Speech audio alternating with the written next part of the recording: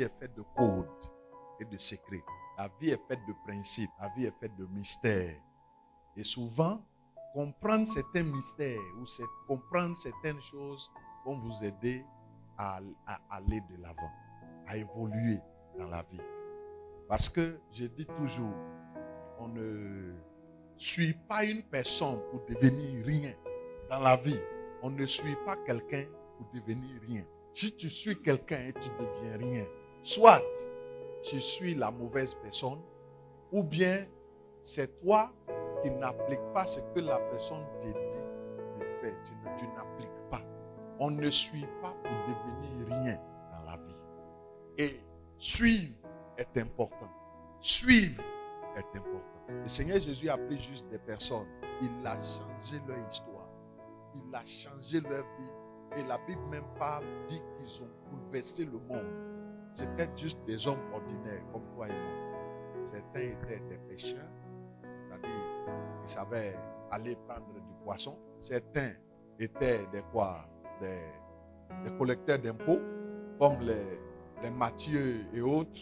Mais c'était des hommes comme toi et moi. Mais ces hommes-là impactaient le monde.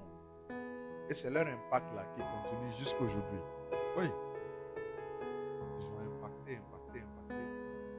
Ceux qui ont impacté ont continué d'impacter jusqu'à ce que ça arrive à nous. Nous aussi, on est en train de travailler pour impacter. C'est comme ça. C'est très, très important. Donc, on ne suit pas pour devenir rien. Et lorsque le Seigneur les appelait, il dit, suivez-moi et je ferai de vous. Suivez-moi et je ferai de vous. Suivez-moi et je ferai de vous. Et je dis ce matin, nous allons parler de ce que j'intitule la mauvaise compagnie corrompt les bonnes mœurs. Nous allons prendre la parole de Dieu dans les psaumes, le livre des psaumes, et nous allons lire du verset 1 au verset 6. Psaume chapitre 1, du verset 1 au verset 6. Et je vais faire la lecture. Heureux l'homme qui ne marche pas selon le conseil des méchants, qui ne s'arrête pas sur la voie des pécheurs, qui ne s'assied pas en compagnie des moqueurs, mais qui trouve son plaisir dans la loi de l'Éternel et qui la médite jour et nuit. Il est comme un arbre planté près d'un courant d'eau, qui donne son fruit en sa saison et dont le feuillage ne se flétrit point. Tout ce qu'il fait lui réussit. Il n'en est pas ainsi des méchants. Ils sont comme la paille que le vent dissipe. C'est pourquoi le méchant ne résiste pas au jour du jugement, ni les pécheurs dans l'assemblée des justes, car l'Éternel connaît la voie des justes et la voie des pécheurs mène à la ruine. Amen. Veuillez vous asseoir. Donc, lorsque nous lisons ce passage, vous allez voir qu'il parle de heureux l'homme. Ça commence par ce qu'on a appelé, ou les théologiens ont appelé une béatitude. Heureux l'homme. Heureux.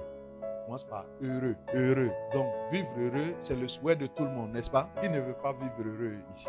Tout le monde veut être heureux dans la vie, n'est-ce pas? Tout le monde veut vivre heureux. Tout le monde veut vivre heureux. Que Dieu vous bénisse. Tout le monde veut vivre heureux. Tout le monde veut vivre heureux. Mais vivre heureux n'est pas juste quelque chose qui tombe sur la tête de quelqu'un par hasard. Vivre heureux, en fait, nécessite un certain mode de vie. C'est un mode de vie.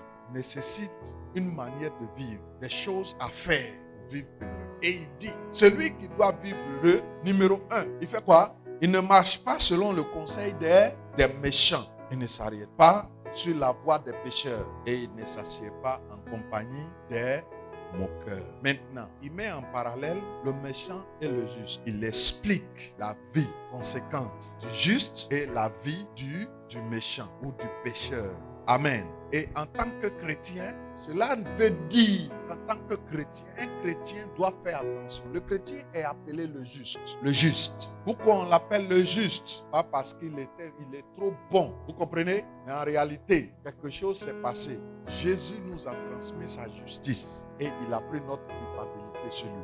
Donc il y a eu échange. Il est devenu le coupable et nous devenons les justes. La punition du coupable est venue sur lui et la grâce du juste est venue sur nous. En tout cas, pour ceux qui l'ont accepté comme leur Seigneur et leur Sauveur personnel. Maintenant, cela veut dire alors que j'ai une vie, on me dit, désormais tu es déclaré juste. Si je suis déclaré juste, ça veut dire que mes actes, maintenant, les actes qui doivent suivre doivent être les actes d'une personne juste. C'est comme ça que ça marche. Si tu es déclaré coupable ou méchant, les actes qui suivent sont des actes de méchanceté, de l'iniquité. Amen. Donc, il faut faire très attention à la manière dont tu vis lorsque tu décides de marcher avec Jésus-Christ. Et en cela, tout bon chrétien doit faire attention avec qui il marche dans la vie. Celui avec qui tu marches, que tu as considéré comme ton ami, va déterminer ce que tu deviens. Alors, je veux traiter ce que j'appelle les mauvais amis. Un ami n'est pas juste un ami. Quand quelqu'un dit, lui là, c'est mon ami, c'est trop profond. Ça ne veut pas ce que ça veut dire. C'est pourquoi un chrétien ne marche pas avec n'importe qui. Au sortir de cet enseignement-là, il y a des amis dont tu vas t'en débarrasser. Veuillez. Il y a des personnes avec qui tu ne voudras plus marcher. Je te dis la vérité. Ça, c'est une promesse que je vous fais. Je peux vous garantir cela. Alléluia. Un ami n'est pas juste un ami. Demandez à toute personne, surtout aux personnes qui ont vécu dans la vie, ils vont vous expliquer un certain nombre de choses. Vous allez voir certaines personnes responsables, cool, bien, mais il va vous expliquer certaines choses qu'il a eu à faire dans la vie. Tu ne vas pas croire. Des attitudes qu'il a eues. Comment il a eu à maltraiter sa femme. Ou comment elle a eu à maltraiter son mari. Comment elle a maltraité les enfants, ses enfants. Comment il a abandonné sa famille. Vous allez lui expliquer. Comment il est entré dans quelque chose. Une vie de débauche, de vice. Une vie de tout ce que vous pouvez imaginer. Lorsque vous allez lui demander comment est-ce que cela a pu arriver dans ta vie, il va dire, ce sont mes amis. J'ai suivi des amis. Moi, j'ai fumé la cigarette, mais c'était à cause des amis. Et n'eût été la grâce de Dieu, j'allais finir drogué. C'était à cause des amis. Un ami, pas juste un ami. Ce qu'il fait va forcément t'influencer. Je vous dis, tu vas essayer. Quand les jeunes filles commencent à courir derrière les garçons, on va dire c'est à côté. Elle a fait une rencontre. Ce sont des amis. Il y en a même, ce sont ses amis qui se moquent d'elle et elle a voulu essayer. Vous allez voir une dame respectable, elle va te dire, ce sont mes amis.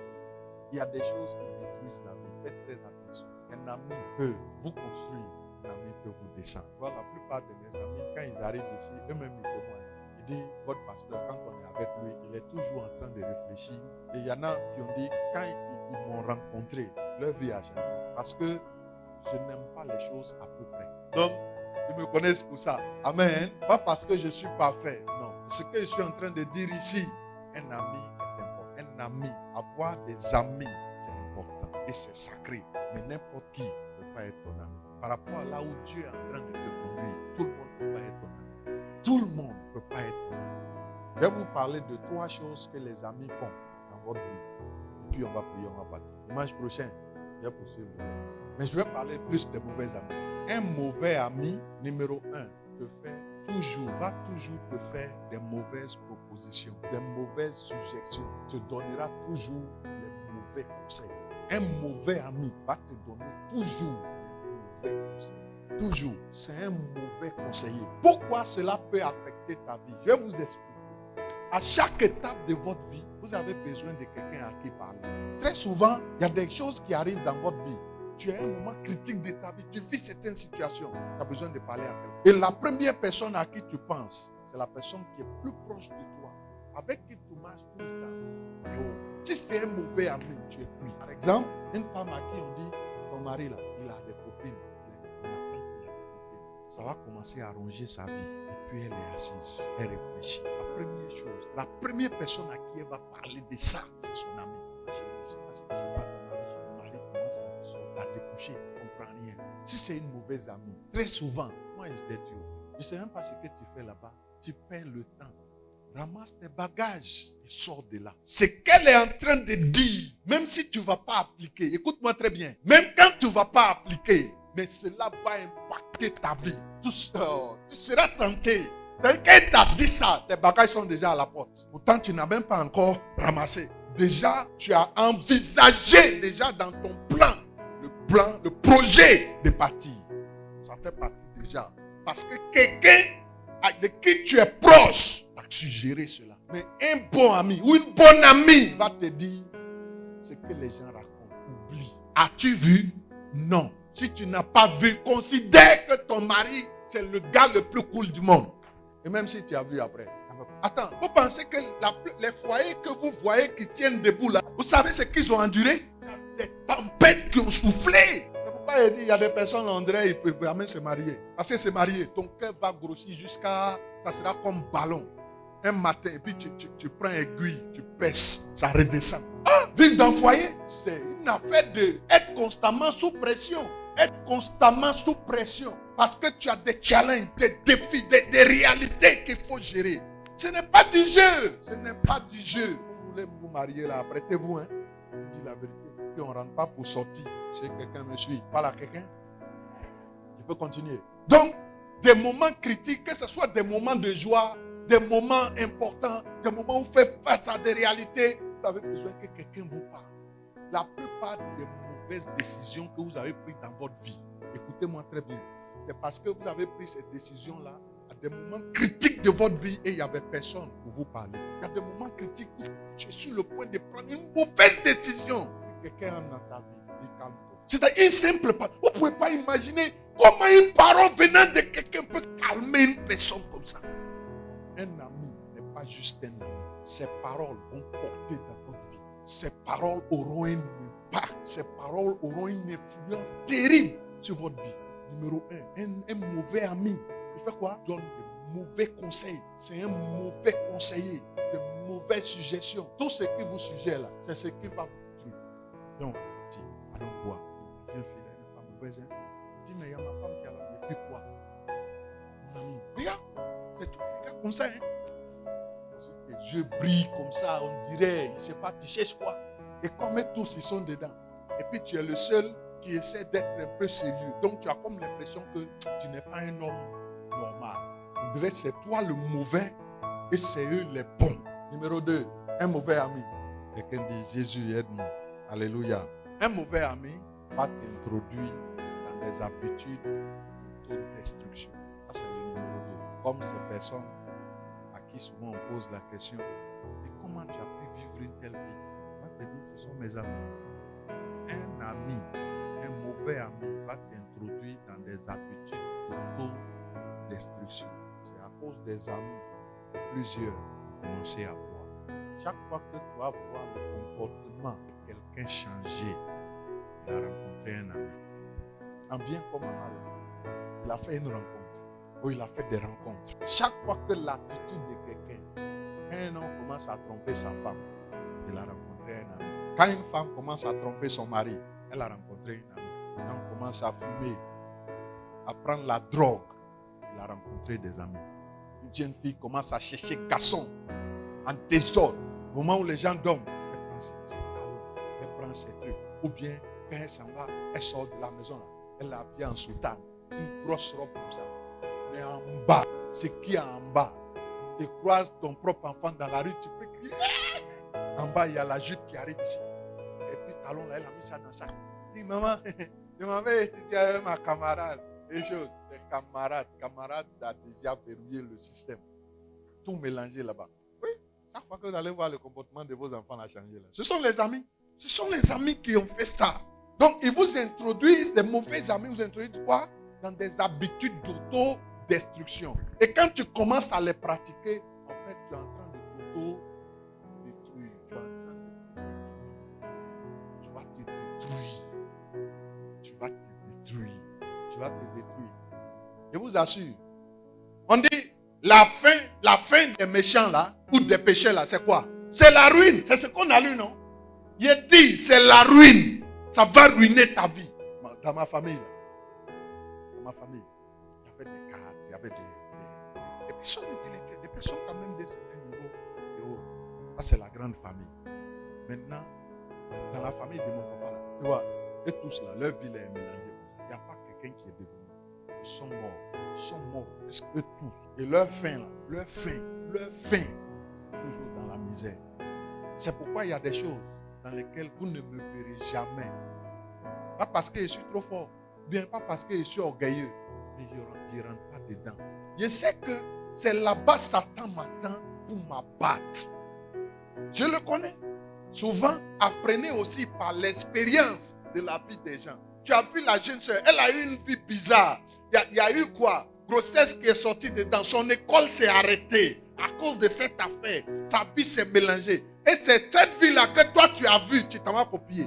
Tu as vu comment les gens là, la drogue a décimé leur vie, mélangé, au point où on dirait qu'ils sont maintenant des personnes, mais toi tu es en train de rentrer dedans. Et tu penses que ceux qui te conseillent, parce que généralement, les mauvais amis là, je vais vous expliquer. En fait, ils se présentent à toi comme les vrais gars, comme les gars qui te donnent de la valeur. Tu as comme l'impression que tu es dans une famille. Tu vas te tromper, tu vas mal finir. Peut-être qu'aujourd'hui, tu as comme l'impression que ça va.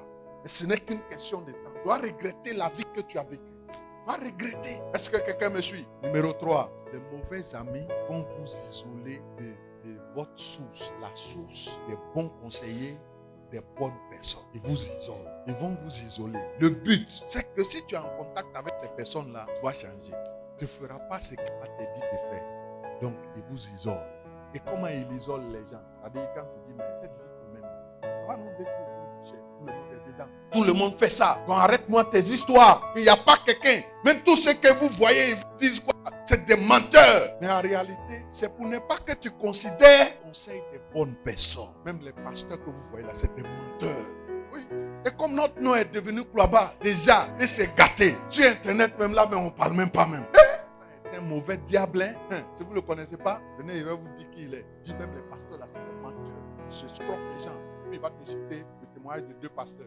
Je connais un là. Il ne va pas te dire le témoignage d'un bon pasteur. Parce que quand il y a mauvais, c'est parce qu'il y a bon. Là où il n'y a pas bon, il n'y a pas mauvais. Quand on dit faux billet là, c'est parce qu'il y a le vrai billet. Donc ils vont dire, oui, même vos femmes que vous avez à la maison là, même elles-mêmes là, elles vous trompent aussi. Donc ils t'amènent à croire, à être confortable, à être confortable dans ce qui est mauvais.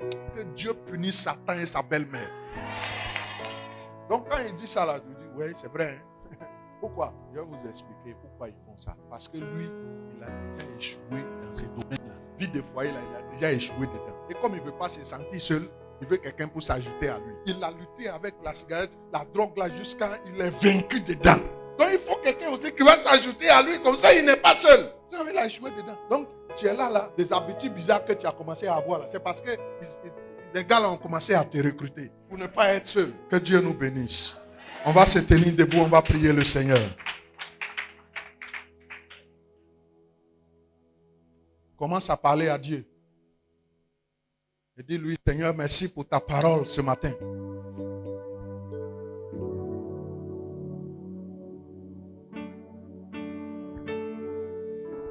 Je ne veux pas mal finir.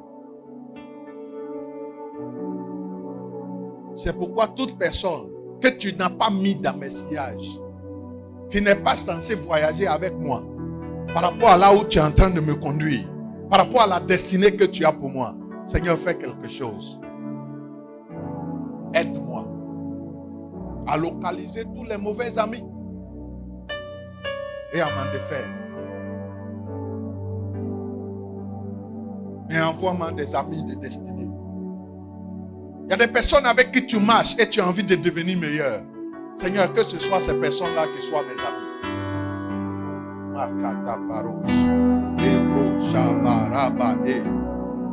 Merci Seigneur. Merci Seigneur Jésus.